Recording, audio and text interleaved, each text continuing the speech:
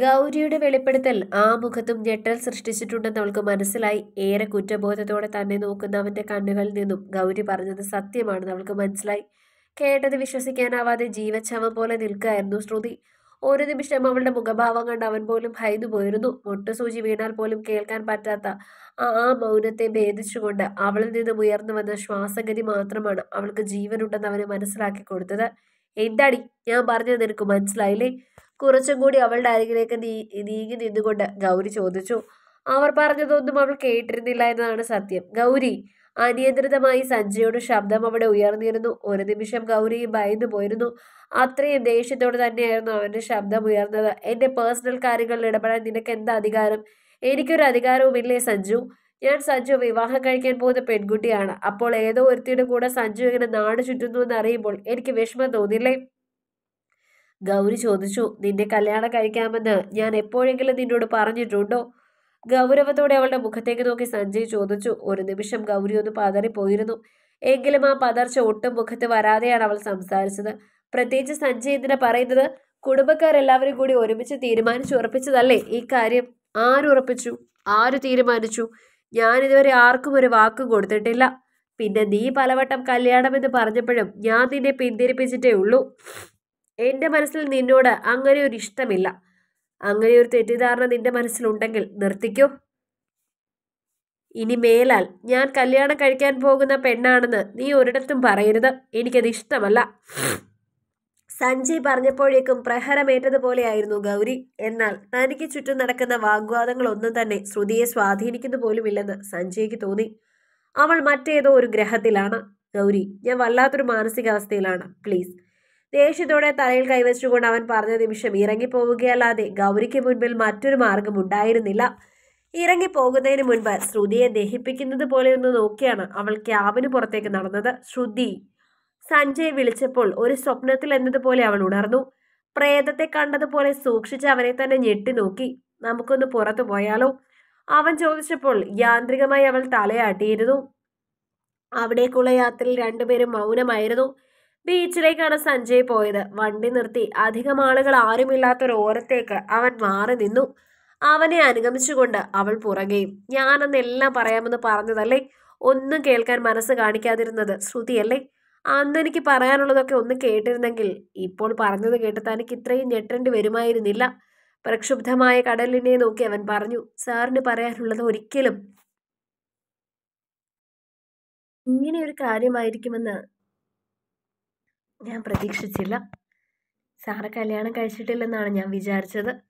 ഉള്ളിലെ അമ്പരപ്പം മറക്കാതെ അവൾ പറഞ്ഞു. വിചാരിക്കുന്നത് പോലെയല്ലല്ലോ ശ്രുതി സത്യങ്ങൾ. താനൊക്കെ മനസ്സിലാക്കാൻ വേണ്ടിയാണ് ഞാൻ എല്ലാം പറയാമെന്ന് പറഞ്ഞത്. അന്ന് കേൾക്കാതിരുന്നതും താൻ തന്നെയാണ്. എൻ്റെ ജീവിതമെന്ന് പറയുന്നത് സന്തോഷവും സങ്കടങ്ങളും നിറഞ്ഞൊരു ജീവിതമായിരുന്നു. എനിക്ക് 10 വയസ്സുള്ളപ്പോഴാണ് ഞാൻ എൻ്റെ ജീവിതത്തിലെ ഏറ്റവും വലിയ നഷ്ടം സംഭവിക്കുന്നത്. എൻ്റെ അമ്മ മരണപ്പെടുന്നത്. സാറിൻ്റെ അമ്മ മരിച്ചെന്നോ? അപ്പം അന്ന് വീട്ടിൽ കണ്ട ആളോ? ശ്രുതി ചോദിച്ചു.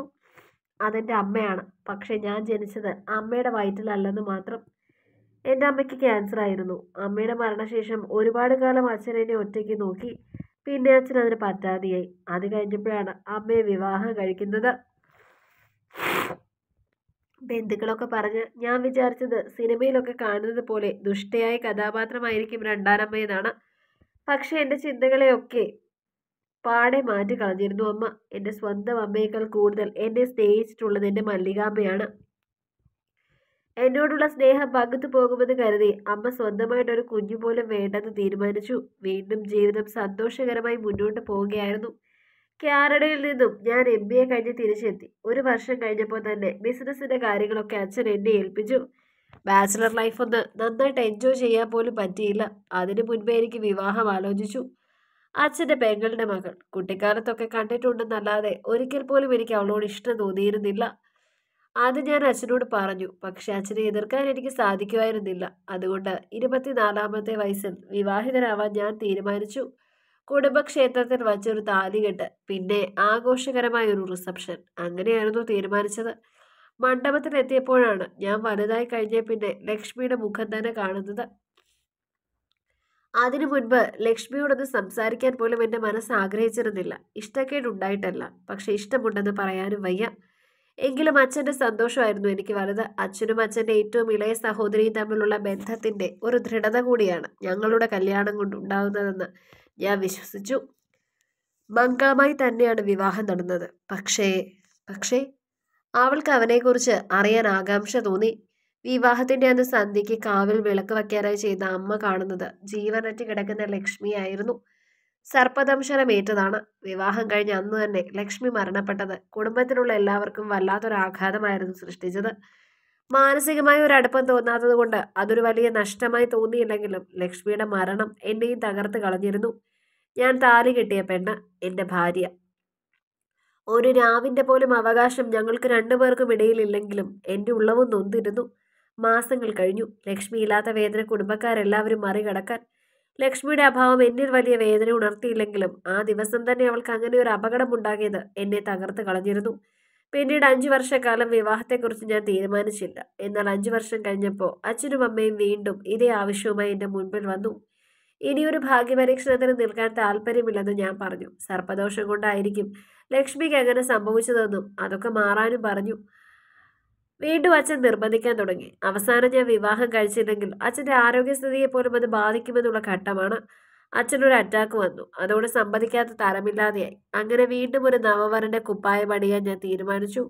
29ാമത്തെ വയസ്സിൽ വീണ്ടും ഒരു വിവാഹത്തിന് ഞാൻ ഒരുങ്ങി. പെൺകുട്ടിയെ കണ്ടില്ല. അച്ഛൻ തീരുമാനിച്ചോളാം ഞാൻ പറഞ്ഞു. അച്ഛൻ്റെ ഒരു സുഹൃത്തിൻ്റെ മകളായിരുന്നു ആ കുട്ടി. ആ കുട്ടിക്ക് ചൊവ്വാദോഷം ഉള്ളതുകൊണ്ട് 27 വയസ്സായിട്ടും വിവാഹം നടന്നിട്ടുണ്ടായിരുന്നില്ല.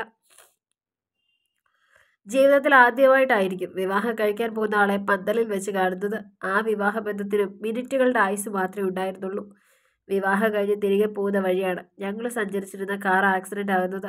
ഞങ്ങൾക്ക് രണ്ടുപേർക്കും സാരമായ പരിക്കുകൾ ഉണ്ടായിരുന്നു. പക്ഷേ താരയുടെ നില കുറച്ച് സീരിയസ് ആയിരുന്നു. 2 ദിവസത്തോളം താര ICUവിൽ കിടന്നു. 3-ാം ദിവസം അവളും ഈ ലോകം വിട്ടു. 2 വട്ടം വിവാഹം കഴിച്ചപ്പോഴും ഇങ്ങനെ തന്നെ സംഭവിച്ചപ്പോൾ എൻ്റെ ജാതകത്തിൻ്റെ പ്രശ്നമായിരിക്കുമെന്ന് എനിക്ക് തോന്നി. അതോടെ മാനസികമായി ഞാൻ തളർന്നുപോയി. 2 പെൺകുട്ടികളുടെ ജീവിതം ഞാൻ കാരണം തകർന്നല്ലോ എന്ന ചിന്ത എന്നെ കാർന്ന് തിന്നാൻ തുടങ്ങി. അമ്മയുടെ നിർബന്ധപ്രകാരം ഞാനൊരു സൈക്കാട്രിസ്റ്റിനെ കണ്ട് കൗൺസിലിംഗ് നടത്തി. എൻ്റെ ജാതകം ഒരു ജ്യോത്സ്യൻ നോക്കിയിരുന്നു. ഒരു പ്രശ്നവും കണ്ടുപിടിച്ചിരുന്നില്ല. എൻ്റെ ജാതകത്തിൽ ഒരു കുഴപ്പവും ഇല്ലെന്നാണ് പറയുന്നത്. അവരുടെ ജാതകദോഷം കൊണ്ടായിരിക്കും ഇങ്ങനെ സംഭവിച്ചതെന്നൊക്കെ പറഞ്ഞ് അമ്മ എന്നെ സമാധാനിപ്പിക്കുന്നുണ്ടെങ്കിലും ആ പെൺകുട്ടികളുടെ ജീവിതം തകർന്നത് ഞാൻ കാരണമാണല്ലോ എന്ന ചിന്ത എന്നെ വല്ലാതെ വേദനിപ്പിക്കാൻ തുടങ്ങി. അതുകൊണ്ട് തന്നെയാണ് ഞാൻ എന്നോട് അടുത്തപ്പോൾ തന്നെ അകറ്റി നിർത്തിയത്. പറഞ്ഞു കഴിഞ്ഞപ്പോഴേക്കും അവൻ്റെ കണ്ണുകളൊക്കെ കലങ്ങി ചുവന്നിരുന്നു. ഇപ്പം എനിക്ക് തോന്നുന്നില്ലേ ഒന്നും വേണ്ടിയിരുന്നില്ലെന്ന്, വെറുതെ എന്നോട് അടുക്കേണ്ടിയിരുന്നില്ലെന്ന്? കണ്ണീർ നനവുള്ള ഒരു ചിരിയോടെ അവൻ അവളുടെ മുഖത്തേക്ക് നോക്കി ചോദിച്ചു. അങ്ങനെ തോന്നണമെങ്കിൽ ഞാൻ മരിക്കണം. ഒട്ടും മടിക്കാതെ അവൾ മറുപടി പറഞ്ഞു. ശ്രുതി. അവൻ മനസ്സിലാവാതെ അവളെ വിളിച്ചു. എന്തോ ഏറെ ആർദ്രമായി അവൾ കേട്ടു. ഇതൊന്നും എന്നെ ബാധിക്കുന്ന വിഷയങ്ങളല്ല സാർ. മാത്രമല്ല ഇവിടെ എവിടെയും സാറ് തെറ്റ് ചെയ്തിട്ടില്ലല്ലോ. തനിക്ക് പേടി തോന്നുന്നില്ലേ? അമ്പരപ്പോടെ സഞ്ജയ് ചോദിച്ചു. മരിക്കാനാണോ? അങ്ങനെ പറയല്ലേ ശ്രുതി. 2 പെൺകുട്ടികളുടെ അവസ്ഥ, അവരുടെ ദുരവസ്ഥയ്ക്ക് കാരണം എൻ്റെ ജാതകം തന്നെയായിരിക്കും. ആ ഭയം കൊണ്ടാണ് എന്നോട് അടുക്കേണ്ടെന്ന് പറഞ്ഞത്. ഈ ജീവിതത്തിൽ എനിക്കൊരു കുടുംബജീവിതം പറഞ്ഞിട്ടുണ്ടെന്ന് എനിക്ക് തോന്നുന്നില്ല. ഇനിയും തനിക്ക് സമയം ബാക്കിയുണ്ട്. എന്നെ വിഷമിപ്പിച്ചു എന്നുള്ള തോന്നൽ വേണ്ട. ഞാനത് നല്ല സെൻസിലേ എടുക്കും. ഇതുവരെ സാറ് പറഞ്ഞത് സാറിൻ്റെ ജീവിതകഥയാണ്. ഇതിലൊന്നും ആ പെൺകുട്ടികളെ സാറിന് ഇഷ്ടമാണെന്ന് പറഞ്ഞിട്ടില്ല. പക്ഷെ ഒരുപാട് വട്ടം സാർ എന്നോട് പറഞ്ഞിട്ടുണ്ട്. സാറിൻ്റെ മനസ്സിലേക്ക് ആദ്യമായും അവസാനമായും കടന്നു വന്നിട്ടുള്ളത് ഞാനാണെന്ന്. അങ്ങനെ എന്നോട് പറഞ്ഞ ഒരാളെ ഞാൻ എന്ത് കാരണം കൊണ്ടാണ് എൻ്റെ ജീവിതത്തിൽ നിന്ന് അകറ്റി നിർത്തുന്നത്? സാറ് ചോദിച്ചില്ലേ മരണഭയം ഉണ്ടോയെന്ന്? എൻ്റെ ജീവിതം സാറിന് അറിയില്ല. ഒരുപാട് ബുദ്ധിമുട്ടുകളും പ്രയാസങ്ങളും അനുഭവിച്ചിട്ടുണ്ട്. അച്ഛൻ തളർന്നു പോയ നിമിഷം മുതൽ ഞാനും തളർന്നു പോയെന്ന് പറയുന്നതാണ് സത്യം. എല്ലാവരുടെയും മുന്നിൽ ചിരിച്ച് കളിച്ച് ധൈര്യത്തോടെ നിൽക്കുന്നുണ്ടെങ്കിലും രാത്രി ഇരുട്ടുമ്പോൾ എനിക്ക് പേടിയാണ്. എൻ്റെ നേരെ വരുന്ന കഴുകൻ കണ്ണുകൾ, അർത്ഥം വെച്ചുള്ള നോട്ടങ്ങൾ, അശ്ലീല ചുവയുള്ള ചോദ്യങ്ങൾ, അതിലൊക്കെ അരാജകത്വം മാത്രം അനുഭവിച്ചൊരു പെണ്ണാണ് ഞാൻ. പക്ഷെ സാറിനെ പരിചയപ്പെട്ട നിമിഷം മുതൽ എനിക്കൊരു സുരക്ഷിതത്വം ഫീൽ ചെയ്തിരുന്നു. ഇവിടെ ഞാൻ സേഫാണെന്ന് ആരോ പറയുന്നത് പോലെ. ആ മുഖം കാണുമ്പോൾ തന്നെ എനിക്ക് വല്ലാത്തൊരു ആശ്വാസം തോന്നും. അത് ജന്മാന്തരങ്ങളുടെ ബന്ധമാണ് സർ. അതുകൊണ്ടാണ് നമുക്ക് 2 പേർക്കും പരസ്പരം അകലാൻ തോന്നാത്തത്. വിധി നമ്മെ ഒരുമിച്ചാക്കിയത്, നമ്മളെ കൂട്ടിമുട്ടിച്ച വിധി ഒരിക്കലും നമ്മളെ വേർപിരിയാൻ അനുവദിക്കില്ല. നമ്മൾ രണ്ടുപേരും മരണം കൊണ്ട് മാത്രമേ ഇനി വേർപിരിയൂ. ഇനി മരണമാണ് എനിക്ക് വിധിച്ചിരിക്കുന്നതെങ്കിൽ എനിക്ക് ഇത്ര ആയുസേ ഉള്ളൂ എന്ന് ഞാൻ വിശ്വസിക്കും. പക്ഷേ സാറിൻ്റെ ഭാര്യ ആയതിനു ശേഷം മരിച്ചു പോവുകയാണെങ്കിൽ പോലും എനിക്ക് സന്തോഷമേ ഉള്ളൂ. ശ്രുതി അരുതെന്ന് പറഞ്ഞ് അവൻ തൻ്റെ വിരലുകളാൽ അവളുടെ വായെ മൂടിക്കളഞ്ഞിരുന്നു. ഇനി അങ്ങനെയൊരു വാക്ക് പോലും താൻ പറയരുത്. എനിക്ക് ചിന്തിക്കാൻ പോലും സാധിക്കില്ല. മരണത്തിലാണെങ്കിലും ജീവിതത്തിലാണെങ്കിലും നമ്മളിനി ഒരുമിച്ചായിരിക്കും. ഞാനില്ലാതെ താനും താനില്ലാതെ ഞാനും ഉണ്ടാവില്ല. അവളുടെ മുഖത്തേക്ക് നോക്കി അവൻ ഉറപ്പ് പറഞ്ഞു. നിറകണ്ണുകളോടെ അവൾ അവൻ്റെ മുഖത്തേക്ക് നോക്കി. സത്യമല്ലേ? സത്യം. അവളുടെ കൈകളിൽ പിടിച്ചവൻ വാക്കു കൊടുത്തു. ഒപ്പം തന്നെ അവൻ്റെ ചെറുവിരലിൽ കിടന്ന ഡയമണ്ട് കല്ല് വെച്ച മോതിരം അവളുടെ മോതിര വിരലിൽ അവൻ അണിയിച്ചു. ഇനിയൊരു സംശയക്കുറവുണ്ടോ? ഇതിൻ്റെ ഒന്നും ആവശ്യമില്ല സാർ. സാറിൻ്റെ പൊന്നോ പണമോ സമ്പത്തോ ഒന്നും എനിക്ക് വേണ്ട. എനിക്ക് വേണ്ടത് എന്നും ഇങ്ങനെ ചേർന്ന് നിൽക്കാൻ ആ നെഞ്ചോരം മാത്രമാണ്. അതെന്നും തനിക്കൊപ്പം ഉണ്ടാവും. ഈ മോതിരം എൻ്റെ അമ്മയുടെ കയ്യിൽ കിടന്നതാ. അമ്മ മരിക്കുന്ന സമയത്താണ് ഞാൻ എൻ്റെ കയ്യിലിട്ടത്. ഇതിനെൻ്റെ ജീവൻ്റെ വിലയുണ്ട്. എൻ്റെ ജീവനാണ് തൻ്റെ കൈകളിലേക്ക് വച്ച് തരുന്നത്. അതിലും വലിയൊരു ഉറപ്പ് എനിക്ക് തരാനില്ല. സഞ്ജയ് പറഞ്ഞപ്പോൾ അവൾ ഇടക്കൈ അവൻ്റെ കൈകളിൽ ചേർത്ത് വെച്ചു. ഒരിക്കലും പിരിയില്ലെന്നത് പോലെ. അന്ന് വീട്ടിലെത്തിയപ്പോഴും അവൻ തന്നെയായിരുന്നു അവളുടെ മനസ്സിൽ നിറയെ. കഴിഞ്ഞ കാലങ്ങളിൽ അവൻ എത്രത്തോളം വേദന അനുഭവിച്ചിട്ടുണ്ടാകുമെന്ന് ചിന്ത അവളെ നീറ്റിയിരുന്നു. ജീവിതത്തിൽ 2 ദുരന്തങ്ങളെ നേരിടേണ്ടി വന്ന അവന് പിന്നീട് ജീവിതത്തോട് സ്വാഭാവികമായും വിരക്തി തോന്നിയിട്ടുണ്ടാവും.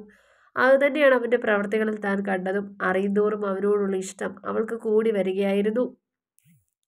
ഒരു തിരശീലയിൽ എന്നതുപോലെ അവനെ ആദ്യമായി കണ്ടത് മുതലുള്ള ഓരോ കാര്യങ്ങളും അവൾ ഓർത്തുപോയി. ചിലതൊക്കെ ഓർക്കുമ്പോൾ അവളുടെ ചുണ്ടിലൊരു പുഞ്ചിരി വിടരും. കാപ്പി കൊണ്ടുവന്ന അജിത കാണുന്നത് വെറുതെ ഓരോന്നിരുന്ന് ഓർത്തു ചിരിക്കുന്ന ശ്രുതിയെയാണ്. അവളുടെ ഇരിപ്പും ചിരിയും കണ്ടപ്പോൾ തന്നെ എന്തോ ഒരു വശപ്പിശക് അവർക്ക് തോന്നിയിരുന്നു. ശ്രുതി!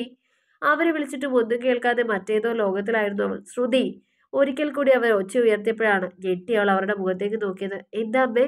അവൾ ചോദിച്ചു. എത്ര നേരമായിട്ട് നിന്നെ വിളിക്കുക? നീ ഈ ലോകത്തല്ലേ? അല്പം ദേഷ്യത്തോടെ തന്നെ അജിത ചോദിച്ചു. ഞാനെന്തോ ഓർത്തിരുന്നു പോയതാ. അവൾ മനസ്സിലായി തന്നെ ചിരിക്കുന്നുണ്ടായിരുന്നു. ഏതോ ഒരു കോമഡി സിനിമയെക്കുറിച്ച് ആലോചിച്ചതാണ്.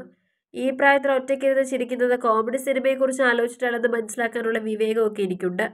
നിന്റെ മാറ്റം ഞാൻ കാണുന്നുണ്ട്. അപ്പം ഇതൊക്കെ ഈ പറയുന്നതെന്ന് എനിക്ക് മനസ്സിലാവുന്നില്ല. മുഖത്തേക്ക് നോക്കാതെ അവൾ പറഞ്ഞു. അത് തന്നെ എനിക്ക് നിന്നോട് പറയാനുള്ളത്. നിന്നെ എനിക്ക് ഒട്ടും മനസ്സിലാവുന്നില്ല. അത്രയും പറഞ്ഞ് കാപ്പി മേശപ്പുറത്ത് വച്ചതിന് ശേഷം അടുക്കളയിലേക്ക് പോയിരുന്നു അജിത. ഒരു നിമിഷം ചമ്മി നിന്ന് അവൾ സ്വന്തമായി നെറ്റിക്കിട്ടൊരു ഇടി കൊടുത്തു. അജിത അടുക്കളയിലേക്ക് പോയത് ഉറപ്പ് വരുത്തിയതിന് ശേഷം ഫോൺ എടുത്ത് അവൾ സഞ്ജയുടെ നമ്പറിലേക്ക് വിളിച്ചു. ഹലോ. കുറച്ച് സമയങ്ങൾക്കകമാണ് ഫോൺ എടുക്കപ്പെട്ടത്. വിളിക്കുന്നത് ഞാനാണെന്ന് അറിയില്ലേ? പിന്നെന്തിനാ ഇത്ര ഗാംഭീര്യം? ശ്രുതി ഒരു കുസൃതിയോട് ചോദിച്ചു. ഓഹോ, താനെന്താ വിളിച്ചത്? ശബ്ദം അല്പം മയപ്പെടുത്തി സഞ്ജയ് ചോദിച്ചു. എനിക്കിപ്പോൾ ശബ്ദം കേൾക്കണമെന്ന് തോന്നി, അതുകൊണ്ട് വിളിച്ചതാണ്. എന്താ ഇഷ്ടപ്പെട്ടില്ലേ? അവളിൽ വീണ്ടും കുസൃതി. എൻ്റെ പൊന്നുമോളെ, ഞാനിവിടെ ഒരു കമ്പനിക്ക് സബ്മിറ്റ് ചെയ്യാനുള്ള അത്യാവശ്യമായിട്ടുള്ള കാര്യം ചെയ്തുകൊണ്ടിരിക്കുക. അതിനിടയ്ക്കാണ് നീ റൊമാൻസ് കൊണ്ട് വന്നിരിക്കുന്നത്. ചിരിയോടെ അവൻ പറഞ്ഞു. ചുരുക്കം പറഞ്ഞാൽ എന്നോട് സംസാരിക്കാൻ ഇപ്പോൾ സാറിന് താല്പര്യമില്ല എന്നല്ലേ പറഞ്ഞതിൻ്റെ അർത്ഥം? അവൾ പരിഭവിച്ചു. ഇതാണ് ഈ പെൺപിള്ളേരുടെ കുഴപ്പം. എന്തെങ്കിലും പറഞ്ഞു കഴിഞ്ഞാൽ അത് വളച്ച് മറ്റൊരു വിഷയമാകും. ഞാൻ സാറിനെ ബുദ്ധിമുട്ടിക്കുന്നില്ല. എനിക്കൊന്ന് വിളിക്കണമെന്ന് തോന്നിയപ്പോൾ ഞാൻ വിളിച്ചു. ഇഷ്ടപ്പെട്ടില്ലെന്ന് മനസ്സിലായി. സോറി. അതും പറഞ്ഞ് അവൾ ഫോൺ പെട്ടെന്ന് കട്ട് ചെയ്തിരുന്നു. അത് കേൾക്കെ അവന് വിഷമം തോന്നി. കുറച്ച് സമയം വെയിറ്റ് ചെയ്തുവെങ്കിലും അവൾ വിളിക്കുന്നില്ലെന്ന് മനസ്സിലായതും അവൻ അവളുടെ നമ്പർ ഡയൽ ചെയ്ത് അങ്ങോട്ട് വിളിച്ചു. ഫോൺ ബെല്ലടിച്ചപ്പോൾ തന്നെ ശ്രുതിയിൽ ഒരു കുസൃതി ചിരി നിറഞ്ഞിരുന്നു. ഫോൺ എടുത്ത് ചെവിയോട് ചേർത്ത് ഗൗരവത്തോടെ അവൾ സംസാരിച്ചു. എന്താ? പെണങ്ങല്ലേ? എന്താണോ? താൻ പറ, ഞാൻ കേൾക്കാം. ഏറെ ആർദ്രമായി അവൻ പറഞ്ഞു. അങ്ങനെ ബുദ്ധിമുട്ടി ഒന്നും കേൾക്കണ്ട. ഒരു ബുദ്ധിമുട്ടുമില്ല. താൻ പറഞ്ഞു. ഞാൻ ദേ ലാപ്ടോപ്പൊക്കെ അടച്ചു വെച്ച് ബാൽക്കണിയിൽ വന്നിരിക്കുക. എനിക്കും സാറിൻ്റെ കൂടെ എപ്പോഴും അങ്ങനെ ഒരുമിച്ചിരിക്കാൻ തോന്നുക. കുസൃതിയോടെ അവൾ പറഞ്ഞപ്പോൾ അവൻ പതിഞ്ഞൊന്ന് ചിരിച്ചു. എൻ്റെ അവസ്ഥയും അങ്ങനെയൊക്കെ തന്നെയാണ്. പിന്നെ താൻ പറയുന്നത് പോലെ ഇങ്ങനെ ഓപ്പണായി പറയാനുള്ള ചടപ്പ് കൊണ്ട് ഞാൻ പറയാതിരിക്കുന്നതേ ഉള്ളൂ. അവൻ്റെ ആ മറുപടിയിൽ അവൾ പൊട്ടിച്ചിരിച്ചു. കുപ്പിവള കിളുങ്ങും പോലെയുള്ള അവളുടെ പുഞ്ചിരി കേൾക്കെ ചിരിയോടെ അവൻ കണ്ണുകൾ അടച്ചു. തൻ്റെ ജീവിതത്തിലേക്ക് പുതിയൊരു വസന്തം കടന്നു വരുന്നത് സന്തോഷത്തോടെ സഞ്ജയ് അറിഞ്ഞു. തൻ്റെ മനസ്സിലെ അനുരാഗ ജതികൾക്ക് ശ്രുതി ചേരും പോലെ തൻ്റെ പെണ്ണ്, തൻ്റെ സ്വന്തമെന്ന് അവകാശപ്പെടാൻ സാധിക്കുന്ന ഒരുവൾ, നിലവിലും നിദ്രയിലും തന്നെ ഓമനിക്കുന്നവൾ, അവൻ ചിന്തിച്ചു. തുടരും. അടുത്ത ഭാഗങ്ങൾക്ക് വേണ്ടി ചാനൽ സബ്സ്ക്രൈബ് ചെയ്യാൻ മറക്കല്ലേ.